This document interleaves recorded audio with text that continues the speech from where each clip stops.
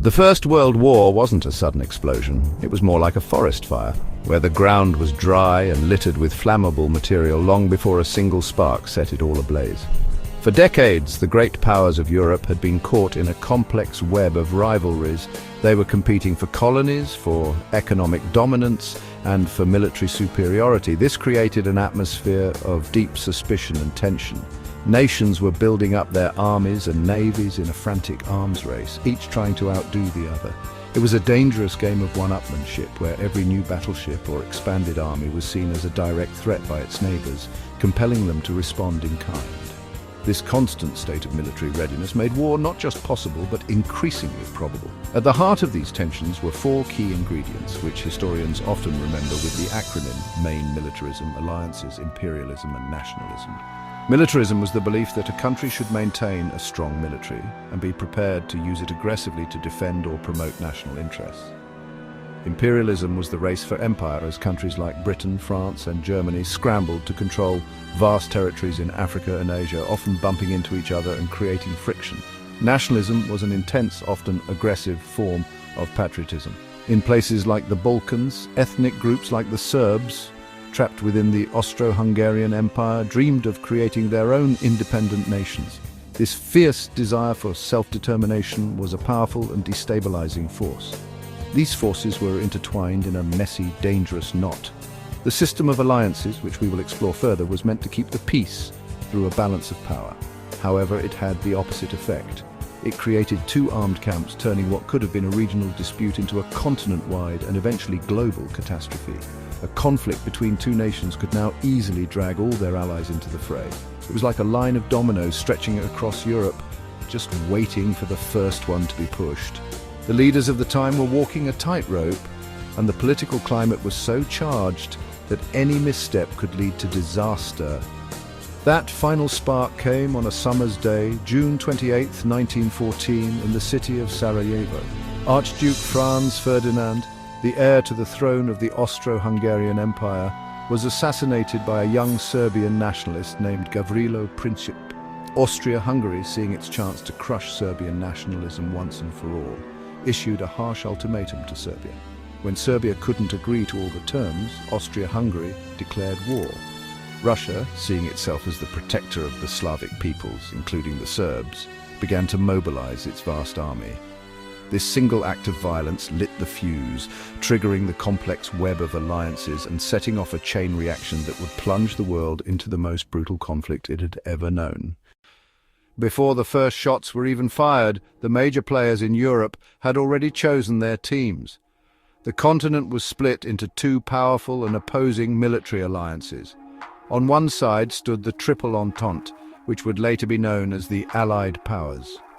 This group was initially a friendship pact between three massive empires: Great Britain with its globe-spanning navy and vast colonial resources, France still bitter about its defeat to Germany in 1871 and desperate for security, and the enormous Russian Empire with its seemingly endless supply of soldiers. These nations were united by a shared fear of Germany's growing power and ambition. They weren't always natural friends, but their mutual suspicion of the German Reich brought them together in a formidable bloc. Opposing them was the Triple Alliance, which became the core of the Central Powers. This alliance was dominated by the recently unified and industrially mighty German Empire. Germany's leaders felt encircled by France and Russia and sought strength in numbers. Their primary partner was the sprawling, multi-ethnic Austro-Hungarian Empire, a fragile power struggling to control its diverse populations. The third member was Italy, though its commitment was shaky from the start. Italy had its own ambitions in the Mediterranean and felt its alliance with Austria. Hungary, a traditional rival, was a matter of convenience. When the war actually broke out, Italy would hesitate, eventually choosing to join the other side in 1915, hoping to gain territory from Austria. The Ottoman Empire, the so-called sick man of Europe, would later join the Central Powers in 1914, hoping to regain some of its lost prestige and territory. The purpose of these alliances was, ironically, supposed to be defensive. The idea was that if any one country was attacked, its allies would be obligated to come to its aid. This was meant to create a balance of power, a kind of military stalemate where no side would dare to start a war because the consequences would be too catastrophic. It was a classic case of 19th century diplomatic thinking. However, in the heated atmosphere of 1914, this system proved to be a catastrophic failure. Instead of preventing a war, it ensured that any small conflict would rapidly escalate into a massive continent-spanning one. The alliances acted as transmission belts for war, not fire breaks. When Austria-Hungary declared war on Serbia, the dominoes began to fall exactly as the alliance system dictated. Russia mobilized to support Serbia. Germany, allied with Austria-Hungary, saw Russia's mobilization as a direct threat and declared war on Russia. Knowing that France was allied with Russia, Germany didn't wait. It launched a preemptive invasion of France through neutral Belgium. This violation of Belgian neutrality was the final straw for Great Britain, which had pledged to protect Belgium. Britain declared war on Germany, and within weeks all the great powers of Europe were locked in a death struggle. The intricate web designed to keep the peace had instead ensnared them all in a world war. When the war began in August 1914, most people thought it would be a swift and decisive affair, famously over by Christmas Germany's strategy. The Schlieffen Plan was built on this very idea. It called for a rapid knockout blow against France, sweeping through Belgium and northern France to encircle Paris before Russia could fully mobilize. The initial German advance was incredibly successful, pushing deep into French territory. But the plan faltered. The French and British armies, in a desperate and heroic stand at the First Battle of the Marne, managed to halt the German onslaught just miles from their capital. This battle was a pivotal moment. It shattered the illusion of a short war and set the stage for years of grinding attrition. With the failure of the Schlieffen Plan, the nature of the war on the Western Front changed dramatically. Both sides, unable to land a decisive blow, began to dig in for protection. This was the beginning of trench warfare.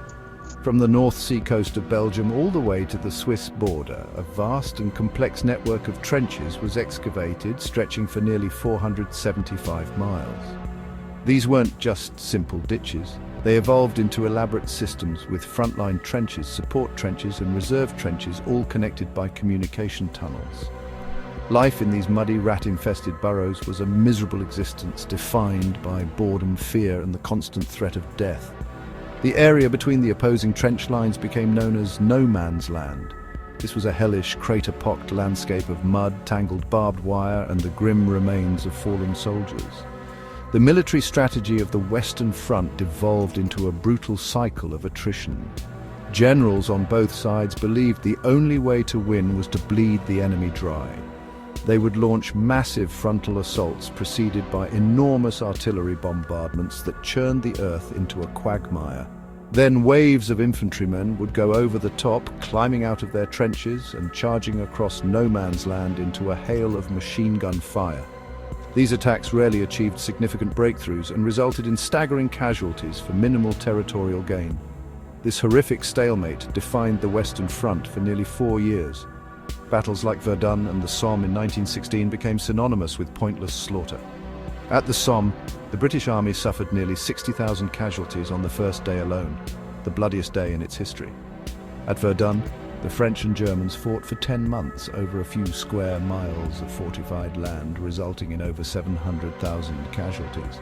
These battles weren't about brilliant maneuvers, they were about which side could endure the most suffering. The Western Front became a gigantic meat grinder, consuming an entire generation of young men and forever scarring the landscape of Europe. While the stalemate on the Western Front often dominates our memory of the war, the conflict was truly global, fought on multiple fronts across Europe, the Middle East, Africa, and at sea. On the Eastern Front, the fighting was far more fluid and mobile than in the West. Here, the vast armies of Germany and Austria-Hungary clashed with the Russian Empire. The distances were immense and the trench systems were less developed, leading to huge shifts in territory. Early Russian successes were reversed at the titanic battles of Tannenberg and the Masurian Lakes in 1914, where German forces inflicted devastating defeats on the Tsar's armies. The war was incredibly costly for Russia. and the immense losses and internal strife would ultimately lead to the Russian Revolution in 1917, which took Russia out of the war entirely. Another critical but often overlooked front was in the Italian Alps. After joining the Allies in 1915, Italy fought a brutal mountain war against Austria-Hungary. The fighting here was uniquely challenging, taking place at high altitudes amidst snow and ice. Soldiers had to contend not only with the enemy, but also with avalanches, frostbite, and the sheer difficulty of transporting supplies up steep mountain faces. The 12 battles of the Isonzo, fought along a river of the same name, were incredibly bloody affairs that, much like the battles in the West, resulted in a long and costly stalemate until a major breakthrough by the Central Powers at the Battle of Caporetto in 1917 nearly knocked Italy out of the war. The conflict also raged in the Middle East, where the British Empire fought to dismantle the Ottoman Empire. The infamous Gallipoli campaign of 1915 was a disastrous attempt by the Allies, particularly Australian and New Zealand or Anzac troops, to seize the Dardanelles Strait and open a sea route to Russia. The campaign was a costly failure, but it played a significant role in forging the national identities of Australia and New Zealand. Elsewhere in the region, British officers like T.E. Lawrence, famously known as Lawrence of Arabia, aided Arab revolts against Ottoman rule, promising them independence in a classic example of wartime political maneuvering that would have complex and lasting consequences for the region. The war at sea was just as crucial. The British Royal Navy imposed a naval blockade on Germany, slowly strangling its economy and ability to import food and raw materials. Germany retaliated with a new and terrifying weapon, the U-boat or submarine. Their campaign of unrestricted submarine warfare, sinking merchant and passenger ships without warning, was highly effective but also incredibly risky. The sinking of the British passenger liner Lusitania in 1915, which killed over 1,100 people, including 128 Americans, caused international outrage and pushed the United States closer to war. It was Germany's final desperate resumption of this policy in 1917 that ultimately provided the trigger for the US to enter the conflict, a decision that would decisively tip the balance of power in favor of the Allies. The First World War was a terrifying intersection of old tactics and new devastating technology. It was a conflict where generals still thought in terms of cavalry charges, but soldiers faced the industrial killing power of the 20th century. Perhaps the most influential weapon was the machine gun. While it had existed before, it was perfected and mass-produced for the war. A single, well-placed machine gun crew could mow down hundreds of advancing soldiers in minutes, making the traditional infantry assault almost suicidal. It was the machine gun, more than anything else, that enforced the stalemate of the trenches and made no man's land such a deadly killing field. Its defensive power was so immense that it forced armies to innovate desperately to find a way to overcome it. Artillery also underwent a massive transformation, becoming the king of battle. The sheer scale and power of artillery bombardments were unprecedented. Huge guns, located miles behind the lines, could rain down millions of high-explosive shells on enemy positions for days on end. These barrages were designed to pulverize enemy trenches, cut barbed wire, and demoralize defenders before an attack. However, they often just churned the battlefield into a sea of mud and craters, making the subsequent infantry advance even more difficult. The constant thunderous noise of the guns caused shell shock, a psychological trauma we now recognize as post-traumatic stress disorder or PTSD affecting countless soldiers. In response to the deadlock of the trenches, both sides rushed to develop new offensive weapons. The Germans were the first to deploy poison gas on a large scale at the Second Battle of Ypres in 1915. Chlorine, phosgene and mustard gas caused horrific injuries, burning the lungs, blinding soldiers and causing painful blisters on the skin. It was a truly terrifying weapon that introduced a new dimension of horror to the battlefield, forcing soldiers to carry cumbersome gas masks at all times. Another innovation pioneered by the British was the tank. These landships were armoured vehicles designed to cross no man's land, crush barbed wire and provide cover for advancing infantry. Early models were slow and unreliable, but they showed immense potential and would go on to revolutionize land warfare in the future. The skies also became a new battlefield. At the start of the war, aircraft were flimsy contraptions used mainly for reconnaissance, acting as the eyes of the army. But pilots soon started carrying pistols and rifles, and it wasn't long before machine guns were mounted on planes, leading to the birth of the dogfight. Fighter aces like Germany's Manfred von Richthofen, the Red Baron, and Britain's Albert Ball became national heroes, their duels in the sky capturing the public imagination.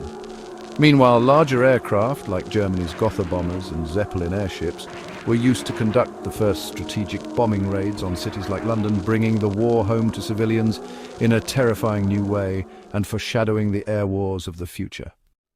For the common soldier, daily life in the trenches was a grim mixture of mind-numbing boredom and moments of sheer terror. An infantryman's time was not always spent in combat. In fact, most of it was dedicated to the relentless labor of maintaining the trench system, repairing walls, laying down duckboards to walk on, draining water and digging new fortifications. The conditions were appalling. Soldiers lived in a world of mud which clogged rifles, soaked uniforms and caused trench foot, a painful condition that could lead to amputation. They shared their dugouts with rats, which grew fat on rations and corpses, and lice, which caused constant itching and a disease called trench fever. The poor sanitation and proximity of death made disease a constant threat. The psychological toll was immense. The constant threat of a sniper's bullet, a random shell explosion, or a sudden enemy raid created a state of perpetual anxiety. When ordered over the top, soldiers faced an almost certain probability of death or injury. To cope, they developed a dark sense of humor and a deep sense of camaraderie with their fellow soldiers. This bond, forged in shared suffering, was often the only thing that kept them going. They wrote letters home, censoring the true horrors of their experience, and found small comforts in a cigarette, a cup of tea, or letters from loved ones.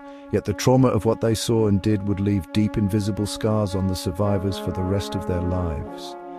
Back on the home front, the war transformed civilian life completely. This was the first total war, meaning that entire nations and economies were mobilized for the war effort. Governments took control of factories to produce munitions, ships, and uniforms. Food and essential resources were rationed to ensure the armies were supplied.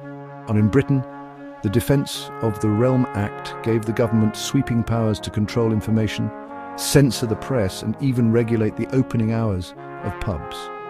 Propaganda became a powerful tool, with posters and newspapers encouraging enlistment, demonizing the enemy, and urging civilians to buy war bonds to finance the conflict. Everyone was expected to do their part. The war also dramatically changed the role of women in society. With millions of men away at the front, women stepped into jobs that had previously been considered the exclusive domain of men. They worked in munitions factories, risking their lives handling explosive materials which sometimes turned their skin yellow, earning them the nickname Canary Girls. They worked as bus drivers, police officers, and farm laborers. Thousands more served as nurses near the front lines, caring for the wounded in harrowing conditions. This vital contribution to the war effort was a major factor in the successful campaign for women's suffrage, with Britain granting the vote to many women in 1918. The war, in this sense, acted as a powerful catalyst for social change. The First World War finally came to an end at the 11th hour of the 11th day of the 11th month, 1918. The entry of the United States in 1917 had provided the Allies with fresh troops and resources, while the Central Powers were exhausted and collapsing from within. The armistice was signed, and silence fell over the Western Front. But the world that emerged from the conflict was unrecognizable. The human cost was staggering, with an estimated 10 million soldiers killed and another 20 million wounded. Entire empires that had dominated Europe for centuries, the German, Austro-Hungarian, Russian, and Ottoman empires, had crumbled into dust, leaving a power vacuum and a redrawn map of Europe and the Middle East.